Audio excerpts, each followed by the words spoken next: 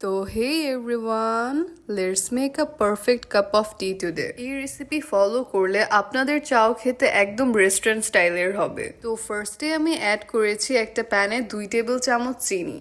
Normally দেখা যায় চিনি আমরা লাস্টে অ্যাড করি, বাট এই রেসিপিতে চিনিটা ফার্স্টে দিয়ে ক্যারামেলাইজ করে নিতে হবে। আর একটা জিনিস খেয়াল রাখতে হবে, চুলার ফ্লেমটা অবশ্যই লোতে রাখা লাগবে, আদারওয়াইজ চিনির ক্যারামেলটা পুড়ে যাবে অ্যান্ড এটা খেতেও তখন ভালো লাগবে না। চিনির পরিমাণটা আপনারা আপনাদের অনুযায়ী বাড়িয়ে কমিয়ে নিতে পারবেন, বাট আমি যেহেতু 2 কাপ চা বানাচ্ছি তাই আমি এখানে 2 টেবিল স্পুন চিনি ইউজ করেছি। তারপর আমি এর মধ্যে অ্যাড করব লিকুইড মিল্ক। নর্মালি চা বানাতে যেই যে ইনগ্রিডিয়েন্টস ইউজ হয় এই জায়গায়ও সেম ইনগ্রিডিয়েন্টস গুলো ইউজ হয়েছে, জাস্ট বানানোর প্রসেসটা ডিফারেন্ট। দেন এর মধ্যে দিচ্ছি 2 টেবিল চামচ চা পাতা।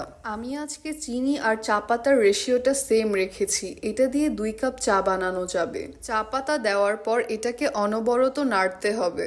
তারপর আমি এর মধ্যে দিচ্ছি এলাচ, তেজপাতা এবং কুচি করে কাটা আদা। দেন এটাকে আরো কতক্ষণ জাল করে নিতে হবে। আর এই তো আমার চা বানানো শেষ। সার্ভ করার সময় আমি উপরে দুধের শর্ট দিয়েছি, যার ফলে এটা খেতে আরো বেশি মজা লেগেছে। Hope you guys like this video, and that was it for today guys.